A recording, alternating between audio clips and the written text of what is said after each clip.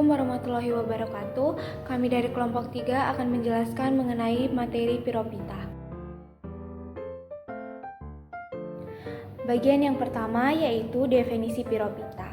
Piropita disebut juga ganggang api. Mengapa disebut dengan ganggang api? Karena mampu memandarkan cahaya berwarna merah menyala seperti api atau berwarna hijau biru yang sangat indah, terutama dalam kondisi gelap pada malam hari di air laut. Klorofil hijau Dinoflagellata biasanya ditutupi oleh pigmen merah yang membantu menangkap energi cahaya. Ketika air dalam keadaan hangat dan kaya akan nutrisi, populasi Dinoflagellata akan meledak. Tubuh ganggang ini tersusun atas satu sel, dapat bergerak aktif, memiliki 2 buah flagel, dan memiliki dinding sel yang tersusun atas selulosa. Selanjutnya yaitu ciri umum dari piropita. Yang pertama, piropita merupakan uniseluler atau terdiri dari satu sel. Yang kedua, bersifat motil atau memiliki kemampuan untuk bergerak dengan sendirinya. Yang ketiga, memiliki flagela. Yang keempat, memiliki dinding sel nyata. Yang kelima, memiliki sel dengan ciri yang keenam yaitu bersifat heterotrof. Mengapa dikatakan bersifat heterotrof?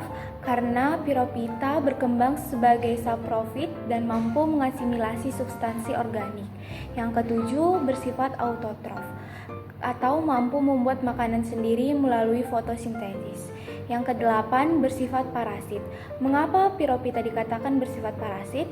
Karena mereka dapat hidup dengan cara mengasimilasi substansi organik dari inang. Selanjutnya yaitu ciri khas dari piropita. Yang pertama, bercahaya. Piropita juga dikenal dengan nama tumbuhan api atau fire plant atau ganggang api karena memiliki cangkang yang mengandung fosfor yang mampu memandarkan cahaya berwarna. Yang kedua, beracun.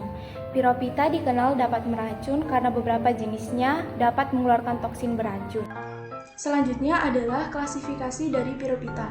Piropita dibagi menjadi dua, yaitu Desmopice dan juga Dinopice.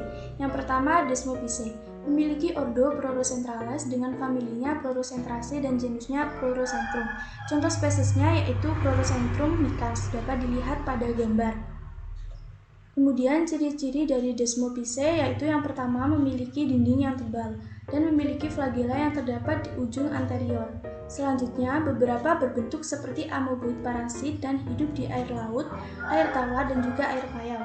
Selanjutnya adalah Dinopice, dengan ordonya yaitu Gymnodiniales, familinya Gymnodiniaceae, dan jenisnya adalah Gymnodinium. Contoh spesiesnya yaitu Gymnodinium patenatum. Ciri-ciri dari Dinopice yaitu yang pertama memiliki flagel yang keluar dari bagian ventral. Lalu yang kedua, dia memiliki dinding sel yang dibagi menjadi pelat selulosa terpisah yang dihiasi dari duri-duri kecil. Selanjutnya, sel dibagi menjadi anterior epiteka dan setengah anterior hipoteka oleh alur melintang yang dikenal dengan korset atau simulum. Selanjutnya, kita akan membahas mengenai anatomi. Yang pertama, anatomi pada piropita yaitu pelikel yang berfungsi sebagai lapisan protein yang melindungi bagian dalam sel. Selanjutnya ada lempeng baju baja atau armor plate yang berfungsi sebagai pelindung dan memberikan struktur yang kuat pada sel. Ada juga nukleus yang berfungsi sebagai tempat penyimpanan informasi genetik.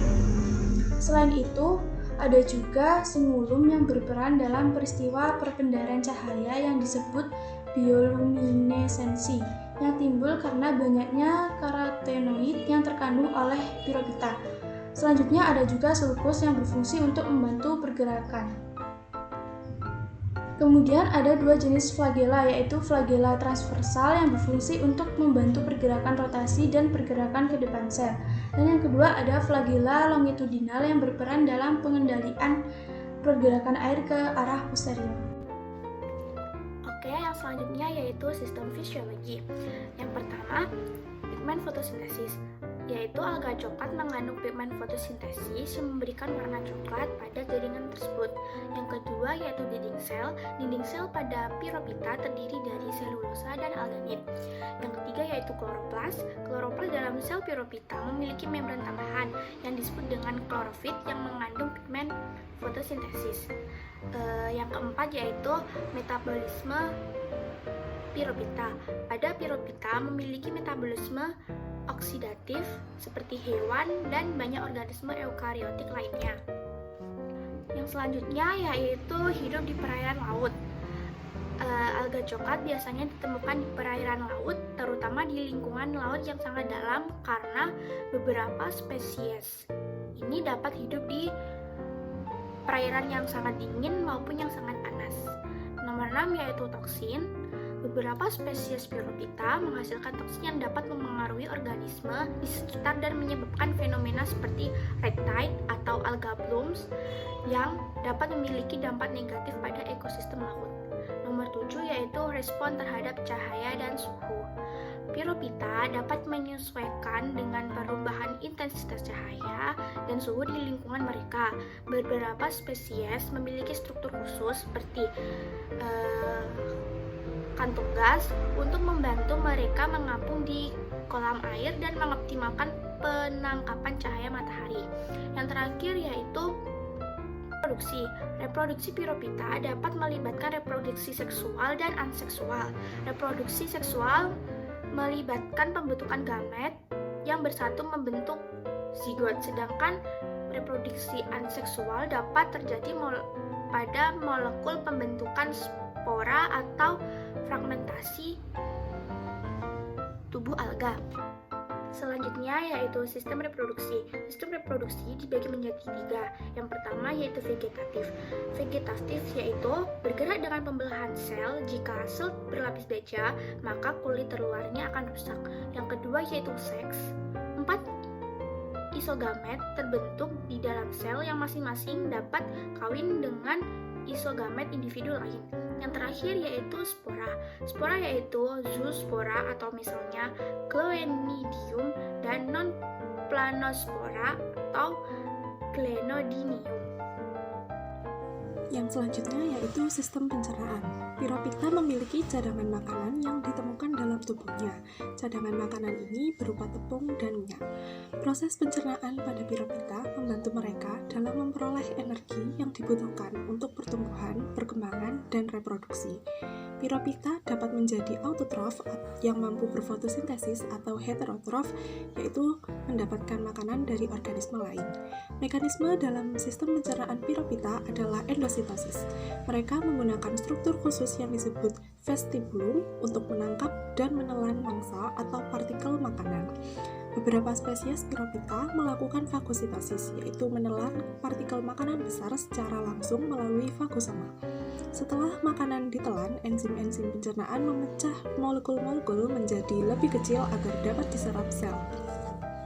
Berikutnya fenomena. Terdapat 2 fenomena yang terjadi pada Pyrophyta. Yang pertama yaitu bloom Pyrophyta, yaitu ledakan populasi cepat secara tiba-tiba dan signifikan dalam waktu yang singkat.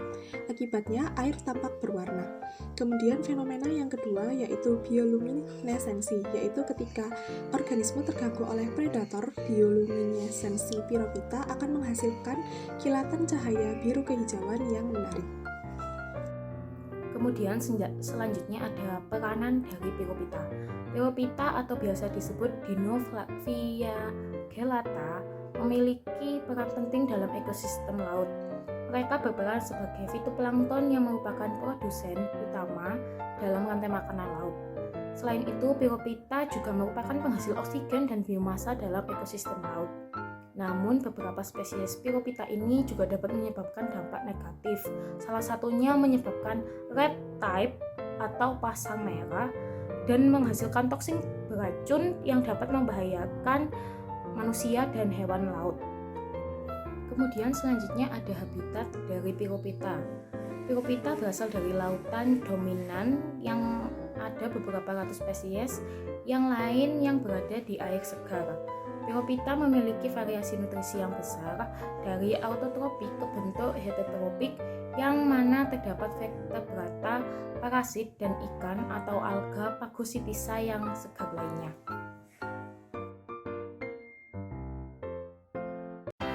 Sekian dari kami dari kelompok 3. Saya selaku perwakilan dari kelompok 3 mohon maaf apabila ada salah kata. Wassalamualaikum warahmatullahi wabarakatuh.